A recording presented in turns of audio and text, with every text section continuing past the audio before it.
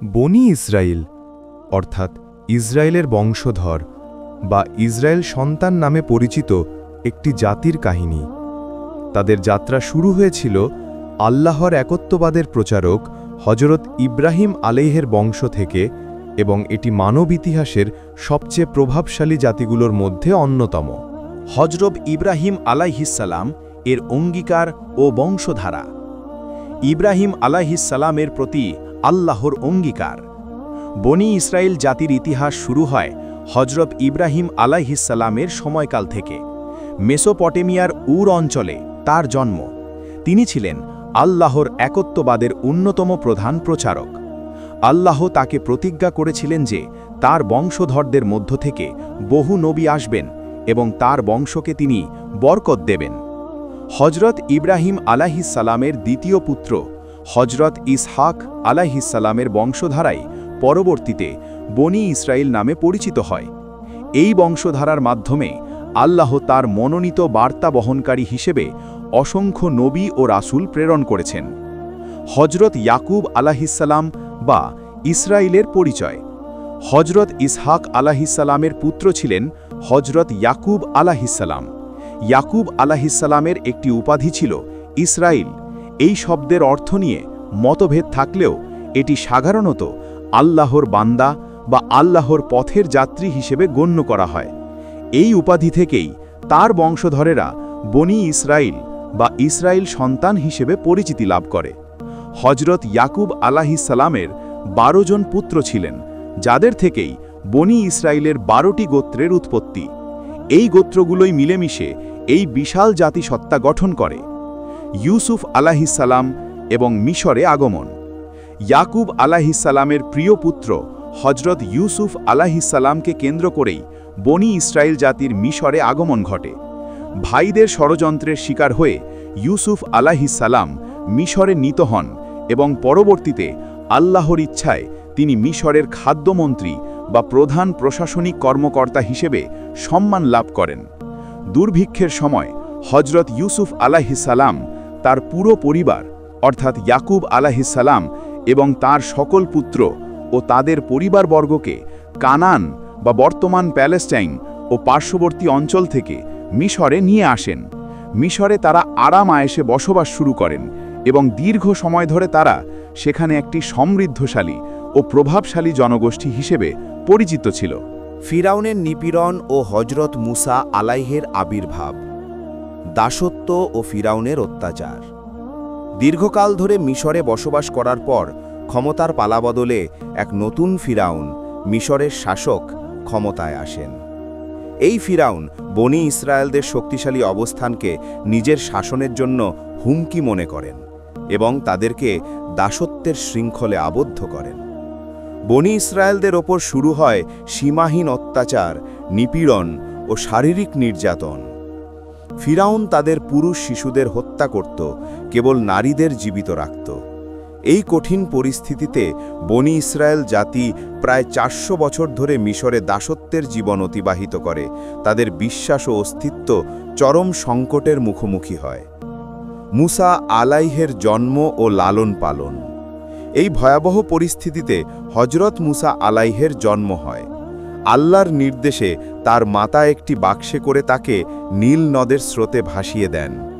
সেই বাক্সটি ফিরাউনের স্ত্রীর হাতে পৌঁছায় এবং ফিরাউনের স্ত্রীর ভালোবাসার কারণে তিনি ফিরাউনের ঘরেই রাজকীয় পরিবেশে লালিত পালিত হন। যৌবনে পদার্পণের পর এক ঘটনার প্রেক্ষিতে মুসা আলাইহে মিশর ত্যাগ করে মাদায়েনের দিকে চলে যান।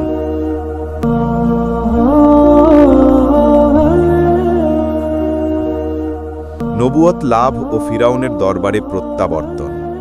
মাদায়েনে কয়েক বছর কাটানোর পর ফেরার পথে তুর পর্বতের পাদদেশে হজরত মুসা আলাইহে আল্লাহর পক্ষ থেকে নবুয়ত লাভ করেন। আল্লাহ তাকে স্পষ্ট নিদর্শন বা মুজিজা প্রদান করেন, যেমন লাঠিতে ভর করে সাপ বানিয়ে ফেলা এবং হাত বগলের নিচে রেখে বের করলে তা উজ্জ্বল আলো ছড়ানো। আল্লাহ তাকে আদেশ করেন যেন তিনি তার ভাই হজরত হারুন আলাইহেকে সঙ্গে নিয়ে ফিরাউনের দরবারে যান এবং বনি ইসরায়েলদের দাসত্ব থেকে মুক্তি এবং এক আল্লাহর পথে দাওয়াত দেন। মিশরের ওপর আযাব। ফিরাউন অহংকারবশত মুসা আলাইহের দাওয়াত প্রত্যাখ্যান করে এবং বনি ইসরায়েলদের মুক্তি দিতে অস্বীকার করে। এর ফলশ্রুতি আল্লাহ মিশরের ওপর একের পর এক প্রাকৃতিক দুর্যোগ ও আযাব পাঠান, যার মধ্যে ছিল বন্যা, পঙ্গুপাল, উকুন, ব্যাঙ এবং রক্ত। প্রত্যেকবার আযাব আসার সময় ফিরাউন মুসা আলাইহের কাছে ক্ষমা চাইত এবং বনি ইসরায়েলদের ছেড়ে দেওয়ার প্রতিজ্ঞা করত, কিন্তু আযাব দূর হলেই সে প্রতিজ্ঞা ভঙ্গ করত। পলায়ন, সিনাই মরুভূমি এবং তাওরাত লাভ, লোহিত সাগর পার হওয়া। দীর্ঘ সংগ্রামের পর আল্লাহ মুসা আলাইহিসসালামকে বনি ইসরায়েলদের নিয়ে মিশর থেকে পালিয়ে যাওয়ার নির্দেশ দেন। ফিরাউন বিশাল সেনাবাহিনী নিয়ে তাদের পিছু নেয়। যখন তারা লোহিত সাগরের তীরে পৌঁছালেন, তখন সামনে সাগর আর পেছনে ফিরাউনের বিশাল বাহিনী, বনি ইসরায়েলরা আতঙ্কিত হয়ে পড়ল। এই চরম মুহূর্তে আল্লাহ মুসা আলাইহিসসালামকে তার হাতের লাঠি দ্বারা সাগরে আঘাত করার নির্দেশ দিলেন।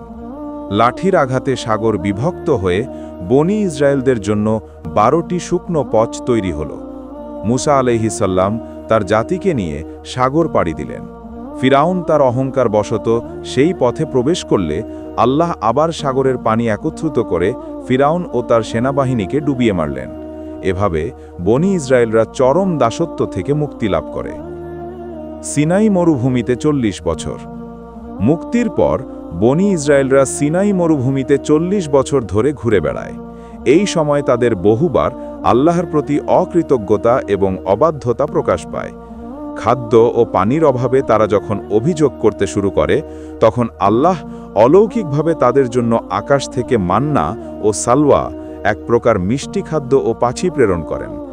কিন্তু তারা সেই সহজলভ্য খাদ্য নিয়েও অভিযোগ করত এবং চাষের মাধ্যমে উৎপাদিত সাধারণ খাদ্যের দাবি করত। তাদের এই আচরণে আল্লাহর পক্ষ থেকে পরীক্ষা ও শাস্তি আসে।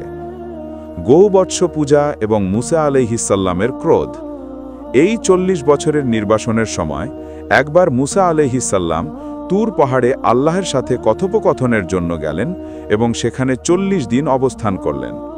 তার অনুপস্থিতিতে সামিরি নামক এক ব্যক্তি সোনা গলিয়ে একটি গোবৎস বাছুর তৈরি করল এবং বনি ইসরায়েলদের তা পূজা করার জন্য প্ররোচিত করল। বনি ইসরায়েলরা নবীর অনুপস্থিতিতে অতি দ্রুত গোবৎস পূজায় লিপ্ত হল। মুসা আলাইহিসসালাম ফিরে এসে এই দৃশ্য দেখে অত্যন্ত ক্রুদ্ধ হন এবং গোবৎস পূজারীদের শাস্তি দেন। তাদের এই ঘটনা প্রমাণ করে যে দাসত্বের দীর্ঘ সময় তাদের মন থেকে একত্ববাদের মৌলিক শিক্ষাগুলো মুছে ফেলেছিল। তাওরাত লাভ এবং চুক্তির পুনর্নবীকরণ। তুর পাহাড়ে অবস্থানকালে আল্লাহ হজরত মুসা আলাইহিসসালামকে 10টি মূল নীতি সম্বলিত তাওরাত, টোরা গ্রন্থ প্রদান করেন।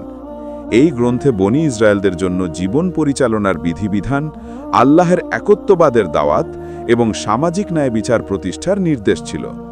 এই তাওরাত ছিল আল্লাহের সাথে বনি ইসরায়েলদের পবিত্র চুক্তির দলিল। এই চুক্তি অনুযায়ী তারা আল্লাহর আদেশ নিষেধ মেনে চললে পার্থিব ও পারলৌকিক উভয় স্থানেই পুরস্কৃত হবে। রাষ্ট্র প্রতিষ্ঠা। দাউদ আলাইহিসসালাম ও সুলাইমান আলাইহিসসালামের স্বর্ণযুগ। বাইতুল মুকাদ্দাস বিজয়। মরুভূমির দীর্ঘ পথচলা এবং অবাধ্যতার শাস্তির পর বনি ইসরায়েলরা জর্ডান নদী অতিক্রম করে কানআন বা প্রতিশ্রুত ভূমিতে প্রবেশ করে। এই সময় তারা বিভিন্ন স্থানীয় শক্তিশালী জাতির সাথে যুদ্ধে লিপ্ত হয়। এই যুদ্ধগুলোর মধ্যে জালুতের বিরুদ্ধে হযরত দাউদ আলাইহিসসালামের বিজয় ছিল সবচেয়ে গুরুত্বপূর্ণ। তিনি কিশোর বয়সে জালুতকে পরাজিত করে বনি ইসরায়েলের নেতৃত্ব দেন এবং পরবর্তীতে তিনি তাদের নবী ও বাদশাহ হিসেবে প্রতিষ্ঠিত হন। হযরত দাউদ আলাইহিসসালামের শাসন। হযরত দাউদ আলাইহিসসালামের শাসনামলে জেরুজালেম বা কুদস বা বাইতুল মুকাদ্দাস বনি ইসরায়েলদের রাজধানী হিসেবে প্রতিষ্ঠিত হয়। দাউদ আলাইহিসসালাম ছিলেন একজন ন্যায়পরায়ণ শাসক, যোদ্ধা এবং একই সাথে আল্লাহর নবী। তার ওপর জাবুর কিতাব নাজিল হয়েছিল। তিনি বনি ইসরায়েলদের একত্রিত করেন এবং একটি শক্তিশালী রাজত্ব প্রতিষ্ঠা করেন, যেখানে আইনের শাসন ও ন্যায় বিচার ছিল প্রতিষ্ঠিত। হযরত সুলাইমান আলাইহিসসালামের শ্রেষ্ঠ রাজত্ব। হযরত দাউদ আলাইহিসসালামের স্থলাভিষিক্ত হন তার পুত্র হযরত সুলাইমান আলাইহিসসালাম। তার রাজত্ব ছিল বনি ইসরায়েলদের ইতিহাসের স্বর্ণযুগ। আল্লাহ তাকে এমন এক ক্ষমতা দিয়েছিলেন যা আর কাউকে দেওয়া হয়নি। তিনি জিন, বাতাস ও পশু পাখির উপর কর্তৃত্ব করতেন। তিনি জেরুজালেমে অবস্থিত প্রথম পবিত্র মন্দির বাইতুল মুকাদ্দাস বা সলোমনের মন্দির নির্মাণ করেন। জিনেরা তার নির্দেশে কঠিন নির্মাণ কাজ সম্পাদন করত।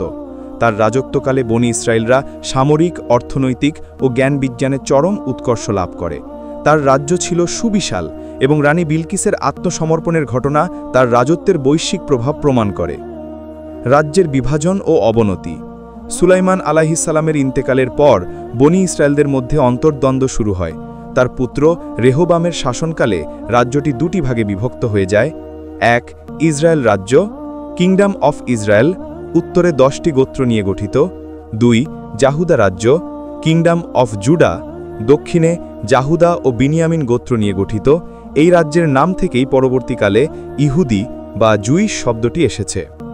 এই বিভক্তির ফলে বনি ইসরায়েল জাতি দুর্বল হয়ে পড়ে এবং তারা তাওরাতের আইন থেকে বিচ্যুত হতে শুরু করে। এর ফলশ্রুতি আল্লাহর পক্ষ থেকে তাদের ওপর বিভিন্ন জাতির আক্রমণ ও শাস্তি নেমে আসে। পতন, নির্বাসন এবং নবী রাসূলদের শেষ বার্তা। প্রথম নির্বাসন, আশিরীয় ও ব্যাবিলনীয় আক্রমণ। রাজ্যের বিভক্তির পর বনি ইসরায়েলরা ধীরে ধীরে পৌত্তরিকতা ও অন্যায় কাজে লিপ্ত হয়। তাদের সতর্ক করার জন্য আল্লাহ একের পর এক নবী প্রেরণ করেন। আশিরীয় নির্বাসন, খ্রিস্টপূর্ব 722। ইসরায়েল রাজ্যকে আশিরীয়রা আক্রমণ করে ধ্বংস করে দেয় এবং 10টি গোত্রকে নির্বাসিত করে। এই 10 গোত্র ইতিহাসে হারিয়ে যাওয়া গোত্র নামে পরিচিত। ব্যাবিলনীয় নির্বাসন, খ্রিস্টপূর্ব 586। মেসোপটেমিয়ার শক্তিশালী রাজা নেবুচাদনেসার ইহুদা রাজ্য আক্রমণ করে। জেরুজালেম এবং সুলাইমান এর নির্মিত পবিত্র প্রথম মন্দিরটি সম্পূর্ণরূপে ধ্বংস করে দেওয়া হয়। ইহুদা গোত্রের হাজার হাজার মানুষকে বন্দী করে ব্যাবিলনে নির্বাসিত করা হয়। দ্বিতীয় মন্দির নির্মাণ ও রোমান শাসন। ব্যাবিলনীয় নির্বাসন প্রায় 50 বছর স্থায়ী হয়। এই সময়ই বনি ইসরায়েলরা তাদের ধর্মীয় গ্রন্থ ও পরিচয়কে আরও দৃঢ়ভাবে আঁকড়ে ধরে। পারস্যের রাজা সাইরাস যখন ব্যাবিলন জয় করেন তখন তিনি ইহুদিদের জেরুজালেমে ফিরে যাওয়ার এবং তাদের উপাসনালয় বা দ্বিতীয় মন্দির পুনরায় নির্মাণের অনুমতি দেন। ব্যাবিলন থেকে ফিরে এসে তারা দ্বিতীয় মন্দির নির্মাণ করে এবং তাদের ধর্মীয় ও সামাজিক জীবন পুনর্গঠিত করে।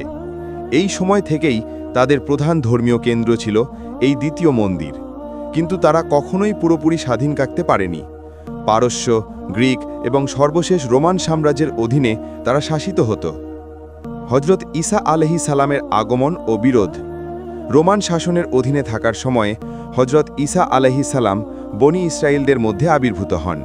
তিনি ছিলেন তাওরাতের সঠিক ব্যাখ্যাদাতা এবং এক আল্লাহর দিকে আহ্বানকারী। আল্লাহ তাকে বহু অলৌকিক ক্ষমতা দিয়েছিলেন, যেমন জন্মান্ধকে সুস্থ করা, মৃতকে জীবিত করা এবং কুষ্ঠরোগীকে আরোগ্য করা।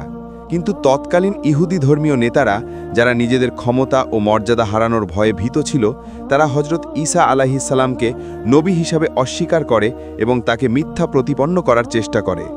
এই বিরোধ শেষ পর্যন্ত তাকে ক্রুশবিদ্ধ করার চক্রান্ত পর্যন্ত গড়ায়, যদিও ইসলামী বিশ্বাস মতে আল্লাহ তাকে নিরাপদে উত্তোলন করেন। দ্বিতীয় নির্বাসন ও চূড়ান্ত বিক্ষিপ্ততা। হজরত ঈসা আলাইহিস সালামের ঘটনার কয়েক দশক পর খ্রিস্টাব্দ 70-এ রোমানরা জেরুজালেমে এক বড় বিদ্রোহ দমন করতে আসে। এই হামলায় দ্বিতীয় মন্দিরটি সম্পূর্ণরূপে ধ্বংস করে দেওয়া হয় এবং ইহুদিদের বিতাড়িত করা হয়। এই ঘটনাটি ইহুদি ইতিহাসে দ্বিতীয় নির্বাসন বা গ্রেট ডায়াসপোরা বা বিক্ষিপ্ততা নামে পরিচিত। এরপর ইহুদিরা বিশ্বের বিভিন্ন প্রান্তে ছড়িয়ে পড়ে। ইউরোপ, উত্তর আফ্রিকা, মধ্যপ্রাচ্য সহ অন্যান্য অঞ্চলে।